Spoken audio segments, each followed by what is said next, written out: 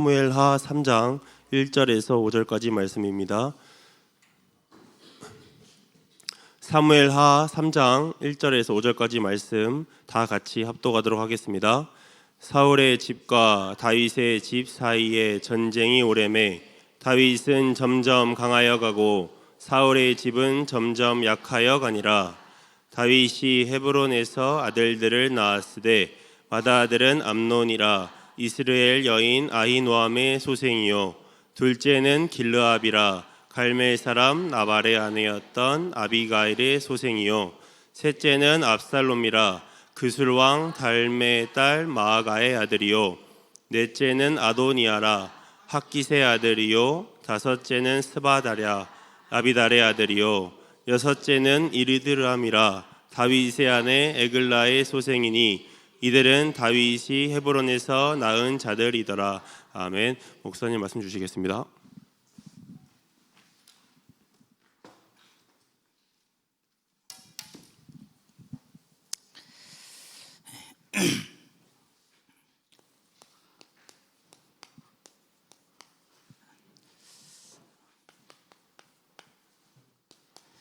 하나님은 레위기에 보니까 11장 45절에 뭐라고 말씀하셨죠? 너희의 하나님이 되려고.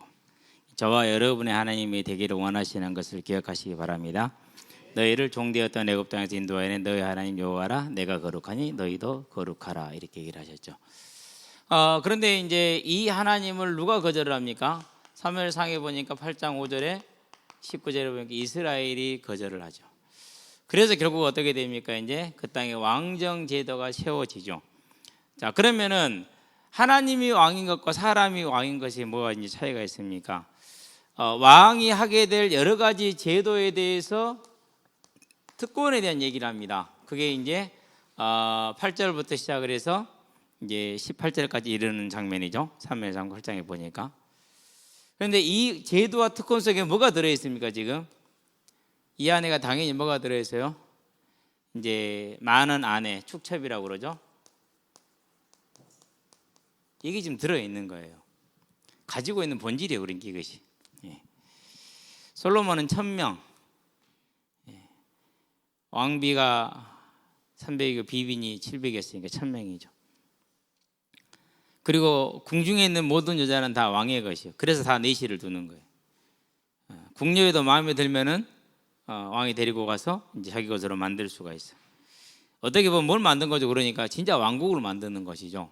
하나님은 이 속성을 알고 있었고 이스라엘이 요구한 게 다른 나라들과 같이 요구를 했단 말이에요. 이미 지금 이것을 지금 가지고 있던 상태에서 출발을 하는 것이죠. 그래서 우리가 이제 모든 문제를 바라볼 때는 항상 무엇부터 봐야 되냐면 그 문제가 가지고 있는 근본적인 성향부터 봐야 돼요. 출발부터 보는 거죠. 그래서 뭐가 필요해요? 그래서 많은 이론가들이 필요한 이유가 거기에 있어요. 그런 근본을 얼마만큼 짚어내냐라는 그런 부분이거든요. 이게 이제 왕정이 가지고 있는 이스라엘이 하나님이 금했던 길을 선택한 그런 이제 모습이죠. 자, 그러면 이제 여기서 또 우리가 뭘 봅니까? 다윗이란 왕이 얼마나 훌륭합니까? 정말 훌륭합니다. 이루 말할 수 없을 만큼 훌륭합니다. 감히 우리는 접근도 할 수 없을 만큼 훌륭하죠. 그가 했던 모든 것들 증거들이죠. 그러니까 양치기로부터 시작을 해서 왕에 올라와서 왕으로서 했던 모든 일들, 이스보셋을 장례를 치러주고 아브넬을 장례를 치러주고 그런 다음에 이스보셋을 죽였던 자들을 처리를 하고 길르앗 야베스 사람들을 축복하고 하나님께 물어서 하나님의 뜻을 따라서 움직이고 모든 것들이 다 아름답게 이루어진 것들이죠. 그래서 이스라엘 12지파에서 이 기브온 전투를 하게 될 때 12만 명이 다윗에게 모여들었어요. 12지파에서 다 모여든 것이라. 역대상 12장 23절에 보면 12만 명으로 기록이 되어 있어요. 그만큼 훌륭하게 나라를 키워나가고 왕의 자리를 굳건하게 만들어갔죠. 그 중에서 가장 뛰어난 건 뭡니까? 이스보셋과 아브넬이 활동을 하고 있는 그 5년 6개월 동안, 즉 이스보셋이 왕이 돼서 2년 있었으니까 그 전 5년 6개월이죠. 그 기간 동안에 그 힘을 가지고 뭐 했다는 사실이요? 가만히 있었다는 사실이에요. 왜 가만히 있습니까? 움직이면 피를 흘려야 되니까 가만히 있는 거예요. 그게 하나님의 사람의 특징이에요. 하나님을 알기 때문에 가만히 있는 거예요. 사람이 한다고 되는 것은 아니거든요. 물론 어느 정도는 되죠. 결국 더 크게 무너져서 문제지. 그렇게 훌륭했던 왕이에요. 그러는데 이 훌륭했던 왕이 뭐를 못합니까? 왕정 제도가 가지고 있는 그 한계. 축첩은 왕이 많은 여자를 원해서 실은 하는 건 아니에요. 뭐 때문에 하느냐면요, 왕이라는 집권된 권력을 지키려면 뭐가 필요하죠? 혼자는 못해. 한 가문으로는 못해. 협력이 필요해. 그래서 조선도 500년을 보면은요, 조선 양반 세력과 왕 간의 권력에 있던 균형의 문제가 제일 컸어요. 조선 500년 동안에 항상 마찬가지고, 고려 500년도 마찬가지죠. 왕건이 고려를 창간하면서 어떻게 합니까? 그 수많은 호족들과 다 혼인을 맺잖아요. 거의 다 혼인을 맺어요. 그런 이제 한계를 가지고 있는데, 다윗이 이 부분을 뭐 했다라는 거요? 소홀히 했다라는 것이요. 어떻게 보면은 아까 내 예를 들었지만은, 우리가 무슨 일을 할 때 있어서 사람이 없다, 돈이 없다, 거기에 매이잖아요. 똑같아요. 다른 거 아니에요. 실은 같은 맥락의 같은 차원의 문제예요, 그것이. 그러니까 이 문제는 누구에게나 어느 시대에나 다 있을 수 있다라는 것이죠. 그래서 이제 우리가 여기서 통해서 뭘 보는 것입니까? 여기에서 우리가 보는 것이 정말 저와 여러분들이 언제나 깨어 있어야 될 이유죠. 로마서 다시 나오겠지만 21절에서 8장 4절까지. 실은 쭉 더 봐야 되는데 좀 줄여서 이렇게 제가 선택을 했어요. 줄여서. 안 되더라는 것이 바울의 고백이었어요. 감사한 건 뭐냐면 바울은 안 된다라는 걸 알고 있었어요. 못한다라는 것을 알고 있었어요. 그러니까 뭐가 가능했어요? 그러니까 그리스도를 잡는 게 가능했어요.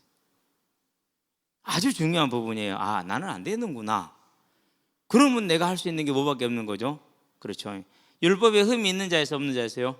율법으로는 흠이 없는 사람이었어요. 완벽했던 사람이에요.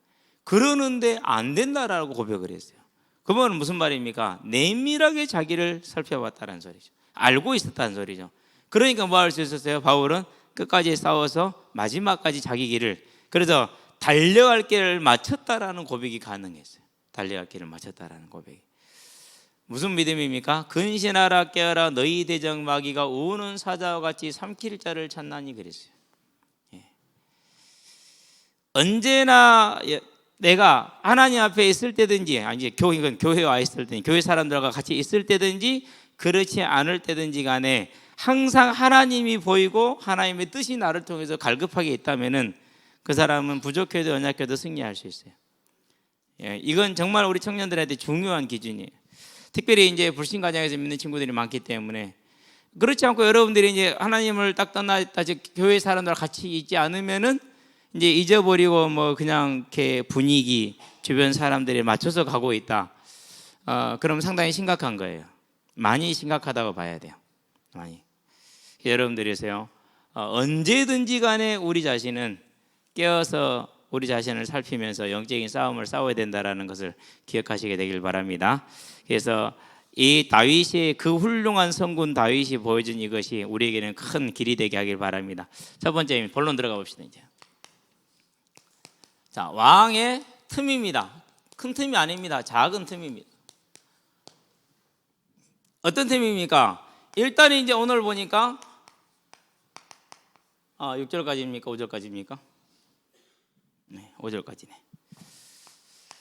먼저 1절에 점점 뭐 했습니까? 강성해져 가더라 그렇게 얘기를 했어요. 힘을 얻어가는 것이죠. 그렇죠. 그러한 중에 하나님이 명하신 이 질서가 깨지기 시작을 하는 거예요. 어떤 질서입니까? 불신 여인을 뭐하지 마라. 불신자 가정에서 불신자를 데려오지 마라. 주지도 마라. 그래서 우리 청년들 결혼할 때 꼭 여러분 기억하시게 되길 바랍니다. 여러분 두 사람이 언약 안에 있으면 나머지는 괜찮아요. 저는 그렇게 확신을 해요. 언약 안에 있으면 돼요. 그런데 불신앙의 가정을 쉽게 보지 마라. 이길 수 있다. 전도하면 된다. 물론 저도 그런 가정 속에서 전도돼 가지고 목회자가 된 케이스예요. 저는 그래서 평생 동안 형수님 앞에 할 말이 없어요. 형수님이 시집 오기 전부터 그 기도 제목을 가지고 있었어요. 불신자의 가정에 보내걸랑 그 집을 구원하게 해달라고 그렇게 기도했던 그런 사람이라, 과연 불신자 집에 와서 우리 식구들 이제 대부분 태반을 다 이제 믿게 만들었어요. 그렇기 때문에 뭐 저도 그런 일의 증인이지만은 대신에 형수님이 치른 대가는 너무 커요. 지금도 그 대가를 치르고 있어요. 지금도. 보고 있으면 정말 안타깝죠. 미안하기도 하고. 그래서 이제 누가 공작을 준다고 그러길래 이번에 이제 설에 집에 가면은 형님을 꼬셔갖고 이제 형님 공작 우리를 지어야 됩니다. 내년에 공작이 오는데 벽공작, 천공작 올 거니까 뭘 주겠다는 말은 안 했어. 근데 믿음으로 고백해버리는 거야. 벽공작, 천공작을 줄 것이니까. 그래가지고 이제 공작 우리를 지읍시다. 그러고 금괴에만 매이지 말고 금괴도 있고 한금괴도 있고 은괴도 있답니다. 금괴가 그중에 제일 꼬레비고 그 다음에 한금괴, 그 다음에 은괴라는데 사진을 보니까 진짜 은괴가 이쁩디다. 형님 기다리십시오. 은괴가 올 때까지. 그래서 이제 같이 키웁시다. 이제 이렇게 꼬실 생각인데요. 왜 그러냐면 달리 그러는 게 아니에요. 형수님이 백봉 오골개를 갖다 줬더니는 좋아하셔. 집을 지어줬거든요. 그러고 내가 이제 이렇게 키우면 깨끗하게 키운다 했더니 형수님이 진짜 깨끗하니 이쁘대, 괜찮대. 형님 좋아하셨어. 형님 나 이것 때문에 죽을 뻔했어요. 그래. 왜요? 내가 형님 이거 잘라야 돼요. 아니 이렇게 길게 나온 지붕을 그냥 놔둬도 이거 잘라버려야 된다니까. 안 된다니까요. 괜찮대. 그러고 올라왔고 그거 딛고 쓴 거야. 어떻게 떨어졌지 뭐. 형님 내가 그러고 얘기 나한테 그러고 형님 내 얘기했잖아. 이거 잘라야 된다고. 괜찮다면서요. 이런 게 있으면 안 된다. 이거 잘라놔야 된다니까. 뭡니까? 불신의 가정 쉽게 보지 마라. 믿음의 가정은 결국은 이겨요. 불신의 가정은요 정말 많은 인생 거의 전부를 다 드려야 돼요. 하지 말아야겠어요. 그래서 뭐라고 그랬습니까? 그들이 너희 아들들을 믿음에서 돌이킬까 두렵다 얘기를 했어요.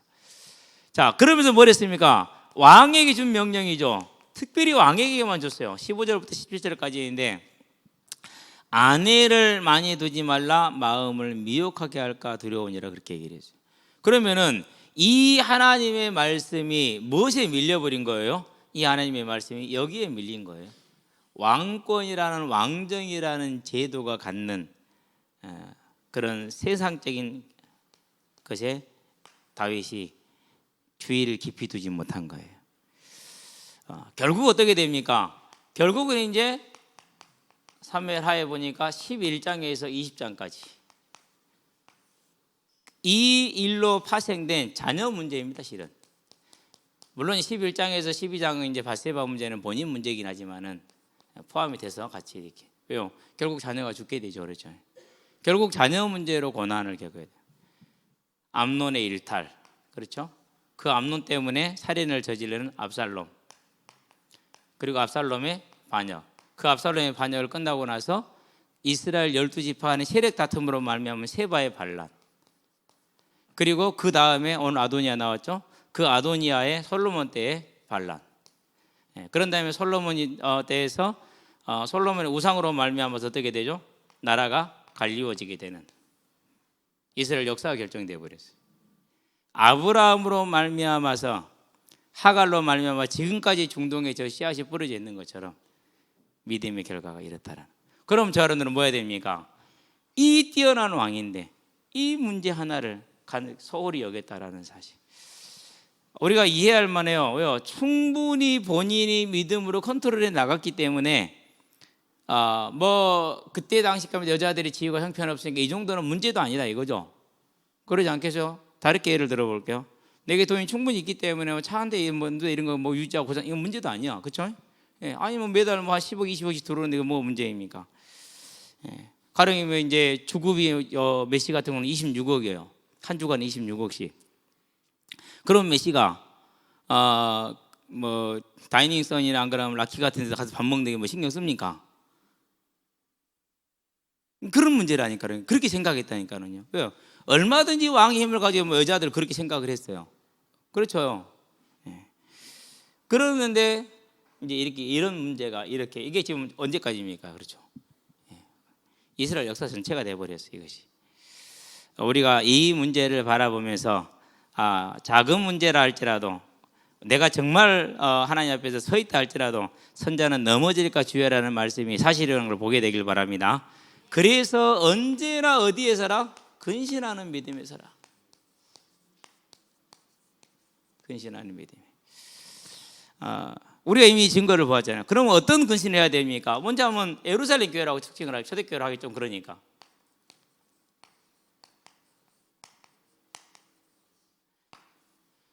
자, 사도행전에 보니까 6장 1절은 단순히 교회 일처리 문제가 아니었어요. 일처리가 잘못됐는데 그 근본 원인이 뭡니까? 헬라파 과부라고 그랬어요. 유대파가 아닌 것이죠. 이방에 대한 배척이었어요. 그것을 단적으로 보여주는 사례가 뭡니까? 이제 물론 스데반 환란을 빼놓고요. 사도행전 10장에 보니까 9절부터 16절이죠. 베드로가 보여주는 인식의 근원을 보고 있어요. 하나님 말씀하십니다. 내가 깨끗하게 하였으니 너는 잡아서 먹으라. 그랬을 때 아닙니다. 부정한 것을 저는 먹지 않습니다. 이렇게 얘기를 했어요. 뭘 바꾸지 않은 거예요? 유대주의를 바꾸지를 못한 거예요. 그러고 나서 28절에 가서 뭐라고 그럽니까? 백부장의 집에 가가지고 하는 말이 유대인으로서 이방인과 어울리는 것이 이법인 줄을 너도 알거니와 나를 왜 불렀느냐. 물어볼 이유도 없잖아요. 그렇죠? 진짜 이건 물어볼 이유도 없는 거예요. 근데 물어봐요. 그 일로 말미암아서 예루살렘 교회가 힐라는데 솔직히 지금 예루살렘 교회는 어떤 교회죠? 7장에 나와 있는 스데반의 환란으로 해서 다 흩어져 버리고 사도들만 지금 남아 있어요. 사도들만 예루살렘. 근데 그들이 지금 뭐 하고 있는 거예요? 아니 이방인이 복음을 듣고 돌아왔으면 감사하고 해야 될 일인데 그렇게 됐어요. 그렇기 때문에 뭐라 합니까? 그러면 이방인도 구원이 허락됐는갑다라고 했어요. 그래야 돼? 안 그러면 어떻게 해야 돼요? 그게 아니죠. 우리가 잘못했다라는 것을 시인을 했어야 돼. 그러면서 지금부터 우리도 이방인을 향해서 뭐 하는 거죠? 열심히 전도와 선교에 나서야 돼. 이렇게 나갔어야 돼. 그렇게 했어요? 안 했어요? 안 했어요. 증거가 있느냐? 있죠. 19절에 스데반의 환란 흩어진 자들이 유대인에게만 복음을 전하는데 그 중에 몇 사람이 구레네와 안디옥의 몇 사람이 뭐였어요? 이방 사람들에게도 복음을 전하죠. 다메섹과 구레네 사람들. 그래서 이제 안디옥 교회가 뭘 차지하게 됩니까? 결국 이제 26절 그리스도인이라는 칭호를 가져가게 되죠. 그렇죠. 한 걸음 더 나갑니다. 15장이죠. 1절이죠. 무슨 문제이죠? 너희가 예수를 믿되 할례를 받아야 구원을 받는다고 얘기를 했어요. 이게 이제 큰 논쟁이 됐어요. 그래가지고 그 문제를 가지고 사도 바울이 어디로 가죠? 이제 예루살렘으로 가요. 왜요? 거기 있는 사도들에게서 뭐 하겠죠? 그럼 예수님이 뭐라고 말했느냐? 그냥 예수님이 직접 만났던 사람들이니까 그 사람들의 결정을 이제 얻기 위한 것이죠. 그래서 세 가지 음행과 목매어 죽인 것과 우상 숭배와 그 나머지는 다 없애자 이렇게 됐어요. 그렇죠? 그러니까 안식일 교인들을 만나가다랑 사도행전 15장의 결과를 예루살렘 교회에 뭘 보여줘야 돼요? 결정을 보여줘야 돼요. 세 가지잖아요. 거기 안식일 들어가 있어요? 없어요? 그런 것 없어요. 그런 짐을 지우지 말자고 그런 거예요.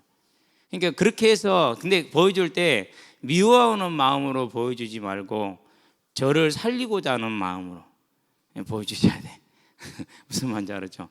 아니 그런 것을 이렇게 눈으로 딱 가려놨기 때문에 앞에 선자가 가리면 모른다니까는요. 어지간해하고는 그것을 잡아내지를 못해요. 앉아있는 사람은. 그래서 목회자가 자기 성공과 교회의 성공보다는 바른 길을 가도록 언제나 깨어있는 것이 중요하고 그 길을 선택해 가는 게 중요해요. 그것이. 이게 이제 예루살렘 교회가 이제 가서 이제 물어봐서 그렇게 세 가지로 결정이 딱 났잖아요. 자, 그럼에도 불구하고 그들의 마음 가운데는 뭐가 아직 없어요? 하나님의 명령이 없죠. 무슨 명령이요? 자, 일단은 창세기 12장을 볼게요. 나머지는 빼놓고요. 모든 땅 족속이 누가요? 땅에 있는 모든 족속이 너로 말미암아. 그러고 예수께서 말씀하시기를 마태복음에서 모든 족속을 그렇게 얘기를 했어요. 우리는 민족이라고 번역을 했는데 족속이 더 정확하죠? 제자로 삼으라고 얘기를 했어요. 마가복음 16장 15절에는 온 천하의 만민에게 그렇게 얘기를 했어요. 모든 족속 만민.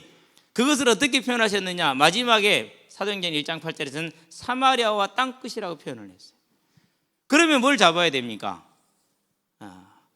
이방을 향한 하나님의 계획, 모든 생명을 향한 인류를 향한 하나님의 계획을 잡아야 되는데 이것을 끝까지 못 잡았어요. 어떻게 끝까지 못 잡죠?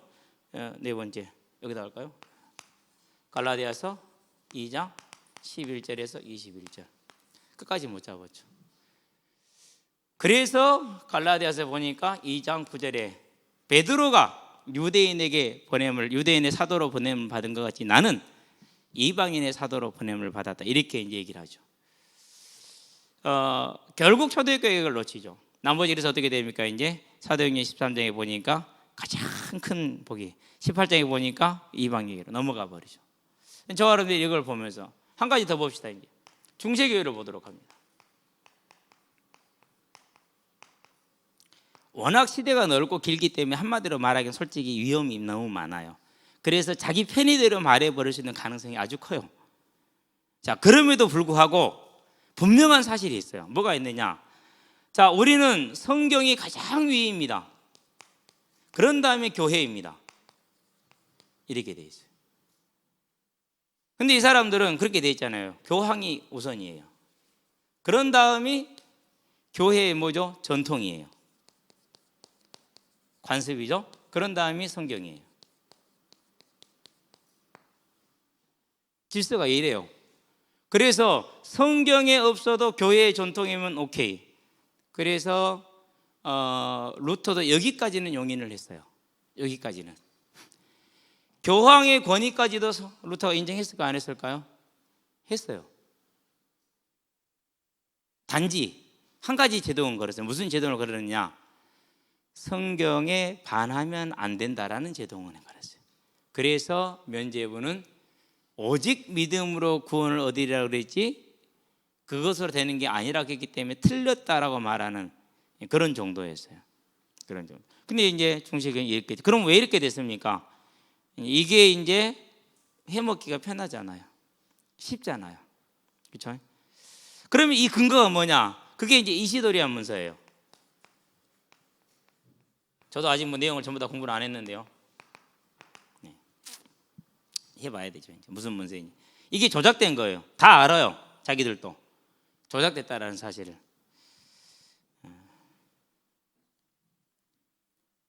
그런데도 그걸 바꿨어요? 안 바꿨어요? 안 바꿨어요. 왜요? 이 안에 있는 그 쏠쏠한 권위와 명예와 권력이, 금권력이 얼마나 좋은데 못하는 것이죠. 그런 다음에 이제 세 번째, 개혁교회로 갑시다. 여기는 이제 제 개인적인 판단이에요. 교회사를 공부를 하면서 저한테 공부를 가르치는 분들은 한 번도 언급도 하지 않은 부분이에요. 완벽하다 이렇게 얘기를 했었고 오직이라고 이렇게 얘기를 해줬지. 근데 저는 이제 그렇게 배웠지만은 시간을 두고 공부를 해보니까 다 맞아요. 그 말이 맞는데 한 가지가 틀렸어요. 뭐가 잘못됐느냐? 분명히 예수님께서 가이사의 것은 가이사에게, 그리고 하나님의 것은 하나님이라고 개혁교회에게 말을 줬죠. 그렇죠? 마태복음 22장 21절에. 그런 다음에 감람산에서 잡히실 적에 뭐라고 말씀하십니까? 그때 하시는 말씀이 마태복음 26장 52절 54절에 보니까 내가 지금 12군단 더 되는 천사들을 동원할 수 없는 줄 아느냐? 할 수 있다라는 거예요. 그러는데 칼로 흥한 자는 칼로 망하는 것이고 하나님의 나라는 세상에 있지 않다라고 하면서 하지 않으시고 뭐 했어요? 잡혀가셔서 죽었어요. 뭐 하신 거죠? 정치와, 세상의 정치와 하나님의 교회를 분리하신 거예요. 그래서 나가 왕인데 나는 이 땅의 왕이 아니라, 쉽게 말해서 이렇게 이제 나라를 세워놓은 무슨 나라 이런 왕이 아니라 라는 것을 얘기를 했죠. 네가 유대인의 왕이냐? 맞다. 그러나 내 나라는 하늘에 속했다, 이렇게 얘기를 했단 말이에요. 근데 이걸 분리가 됐느냐 못했느냐? 못해서 왜? 그때 상황이 그랬어요. 그때 상황이. 자, 가령 이제 우리로 말하면 우리는 지금 장로 정치를 하는 제도를 가지고 있잖아요. 근데 이제 이 장로 정치를 부인하고 안 하겠다 이거를. 그러고 이제 교역자들만 모여가지고 하겠다 그러면은 가만히 있겠어요? 가만히 안 있겠어요? 가만히 있는 사람도 가만히 있는 사람도 있겠죠. 그거보다 훨씬 큰 틀이에요. 국가 이꼬르 교회였단 말이에요. 국가 이꼬르 교회. 그렇기 때문에 이 둘을 분리한다라는 것 자체가 너무 어떻게 보면 어려운 문제죠. 이게 분리가 안 됐어. 그래서 어떻게 됩니까? 그래서 100년 동안 전쟁을 해요. 100년 전쟁을 하니까 사람들이 뭐라고 그러냐? 아이고 국격은 신격은 상관없다. 싸우지 마라, 죽이지 마라, 전쟁 안 하려면 이렇게 나와요. 이제 국역은 상관없다. 뭘 지금 말하는 것이죠? 이 완전했던 생명을 걸었던 이들이, 그렇죠, 그 모든 뛰어난 문화를 가졌던 것들이 실은 뭐 무슬림보다는 못했지만은, 그리고 예루살렘 교회, 그 뛰어났던 교회가 전부 다 뭘 가지고 있는 거예요? 한계를 다 안고 있는. 그러면 여기서 뭐가 돼야 되는 게 적용이 돼야겠죠. 그래서 근신하라, 깨어라. 빌립보 2장 12절에 나 있을 때든지 나 없을 때 더욱더 깨어서 두려움과 떨림으로 너희의 구원을 이루라 하는 이유가 거기에 있는 거예요. 매일매일 내 자신을 점검하는 믿음에 있어서 저와 여러분들은 항상 깨어있는 믿음에 서 있게 되길 바랍니다. 근신하는 마음이 필요하다라는 것. 자, 그럼 결론입니다. 천국 복음이죠.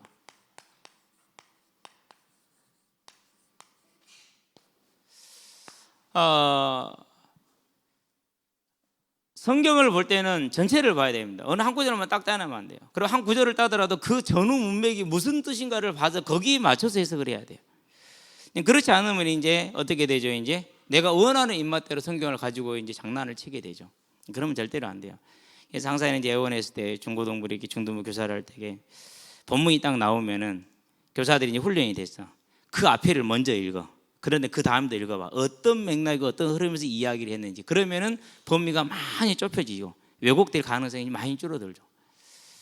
대단히 이제 그 시간에 대단히 교사들이 즐거워했어요. 아, 이 본문은 이 흐름 속에서 이 말을 하는 것이구나라고 이제 교사들이 의미를 좁힐 수가 있으니까 뭘 막을 수가 있죠? 이제 전용을 막을 수가 있죠. 예. 그래서 이단들을 보면은 어머니 교회를 제가 만났다고 그러잖아요. 다 비를 하나만 똑 떼네. 그래갖고 그걸 해석을 해야 되는데 자기들의 논리에 맞도록 쭉 맞춰서 해석을 해. 얘가 그것이 아니고 앞에서 이렇고 뒤에서 이렇지 않니? 그 이 말이야. 그 나중에 얘가 이제 버벅게 말을 하네. 지금은 운동장에 안 와. 왜? 내가 그대로 더 이뻐해줬거든. 더 잘해줬거든. 왜? 그 영혼을 살릴 수 있을까 봐서. 그게 이제 버거웠는가 봐. 근데 분명히 충격은 갔을 것이고 아이는 언젠가 의문을 갖겠죠. 하나님이 또 일꾼을 보내겠죠. 분명히 바울이 말합니다. 로마서 7장이죠.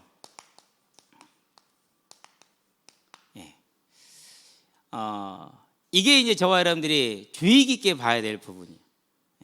그러면서 고린도전서 10장에서 30절에서 아니 29절부터 봐야 될까요? 33절까지 같이 연결해서 봐야 돼요. 저와 여러분들이 우리는 분명히 원해요. 그리고 바래요. 여기서 안 그런 사람 한 사람도 없어요. 그러는데 못한다고 그렇게 얘기를 했어요. 그래서 어디로 가는 거예요? 그래서 십자가를 붙드는 거예요. 못하니까. 그럼 우리가 이제 주 앞에 이르렀어요. 주 앞에 이르러서 내놓을 게 뭐밖에 없어요? 내놓을 게 아무것도 없어요. 뭐밖에 없어요? 십자가밖에 없어요. 왜요? 우리가 이렇거든요. 안 되거든요. 그런데 중요한 사실은 안 되는 그 사실을, 그 전쟁을 치르면서 왜 전쟁을 해야 되는지를, 주님이 어떻게 원하는지를 알았을 수 있는데 따라갈 힘은 없었던 것 같아요. 저와 여러분들은요, 언제나 깨어서 그리스도를 붙들 수 있는, 나는 안 되는 존재구나, 내가 십자가를 붙드는 거 외에는 방법이 없구나 라는 근신하고 깨어있는 믿음이 되시기를 바랍니다. 그래서 뭐 하면 됩니까? 무엇을 하든지 간에 빌립보서 2장 1절에서 12절 하나님의 나라의 유익과 덕을 구하시게 되길 바랍니다. 자, 그러면 어떻게 해야 됩니까? 그러기 위해서 언제나 깨어 있어야 되는데 어떻게 깨어 있습니까?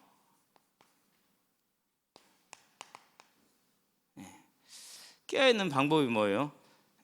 그게 저와 여러분의 삶 가운데 있는 현장이에요.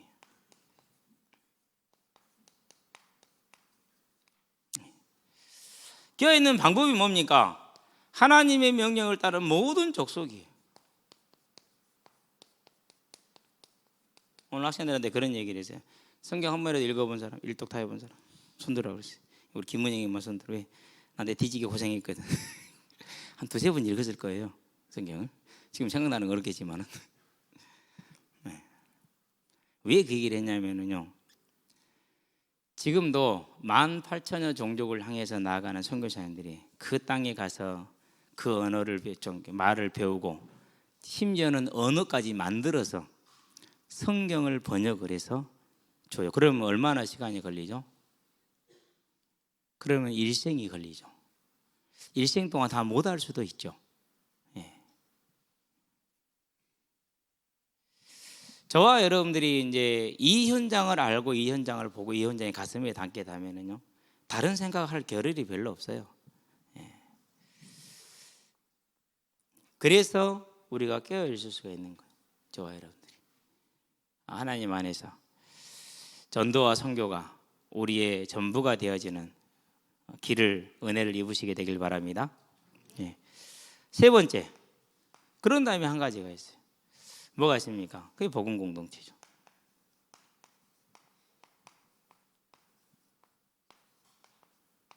예.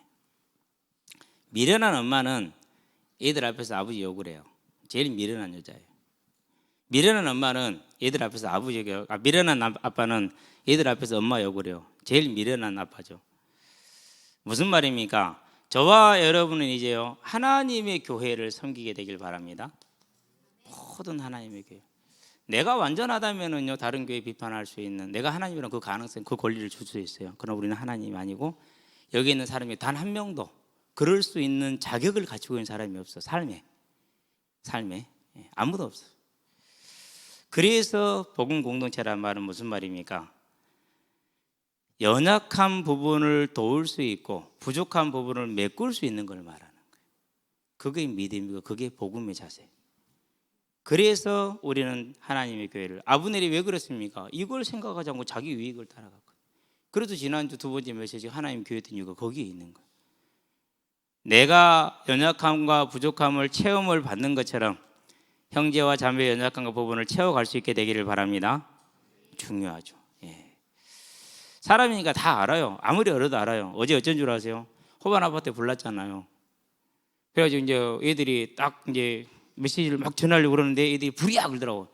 이놈 새끼들 장난하는가 보네. 그런데 애들이 한쪽을 딱 쳐다본 거지. 진짜로 막 불길이 막 빡 쏘르고 있더라고요. 딱 보고 애들이 전부 다 이제 막 말씀 들여 앉았다 뛰어가불고 다 뛰어가더라고. 그냥 나는 그럴 수 없잖아요. 나는 어른인데. 그래서 가만히 서 있었지. 이제 실은 가고 싶었어요. 근데 안 가고 참고 있었지.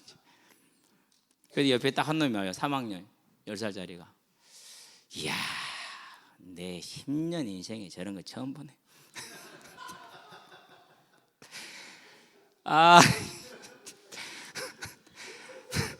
자기 10년 인생에 살다가 저런 걸 처음 본대. 그래, 너도 주인이지 뭐. 근데 옆에다 보고 나 반백년 살았지만 저런 거 처음 본다.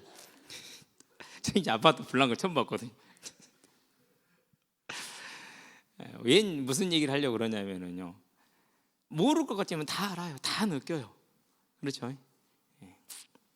근데 그게 하나님의 역사하고 인도에 있어. 물론 이 불난 사람에게는 이제 안타까운 일이지만은 간절히 바라는 게 한 가지였어. 사람만 없으면은 물질에 손을 치려면 우리가 신한 제하면 다 또 그냥 이렇게 되잖아요. 그렇죠? 사람만 없으면은 이제 애들도 다 그러더라고. 사람만 없으면 그래도 괜찮은데 이러더라고요. 없을 것이다. 너희들의 그 마음을 따라서. 그러는 통에 다른 아이가 복음을 듣게 됐어. 다른 아이가. 이전에 대구 살 때는 교회를 다녔어. 여기 와서 교회를 이사 와서 못 가고 있는 아이야. 이제 뭐 오늘은 못 온 것 같은데 한번 오게 되겠죠. 온다고 그랬는데. 그러고 원래 듣고 자는 애들이 또 복음을 받았어. 그러니까 뭐죠 이제 어쨌든지 간에 우리는 선을 이루었었는데요. 하여튼간에 그 가정에는 참 안타깝습니다. 그래서 막 애들이 보고 와서 난리를 치던데 여기 김종인이 목소리 그 앞에 가가지고 우리가 그 축구장까지 들려. 종인이 목소리가 얼마나 신기했겠냐. 그렇죠? 두 번째, 저와 여러분들이 뭐 해야 됩니까? 이제 하나님의 교회를 섬기되 정말 믿음의 기도 속에서 하나님의 교회를 섬기는 하나님의 나라를 세워가는 근신하고 깨어있는 자가 되기를 주의 이름으로 축원드립니다. 기도합시다. 살아계신 아버지 하나님, 다윗이 그 훌륭한 중에 그 믿음 가운데 하나를 놓침으로 그 일생에 큰 어려움을 겪었던 걸 통해서 이제 우리의 삶이 완전할 수는 없으나 바울과 같이 언제나 깨어있으므로 그리스도의 십자가를 붙들게 하시고 또 그리스도의 십자가를 붙들며 말씀을 따라 근실히 행하게 하심으로 우리의 삶을 통해 다시 말하는 주의 뜻이 이루어지는 전도와 선교의 삶이 이루어지게 하시고 우리의 일생은 주님 오시는 그날까지 죽게 돌아가는 그날까지 그 믿음에 설 수 있도록 은혜를 더하여 주시기를 그리스도신 예수의 이름으로 기도합니다. 아멘.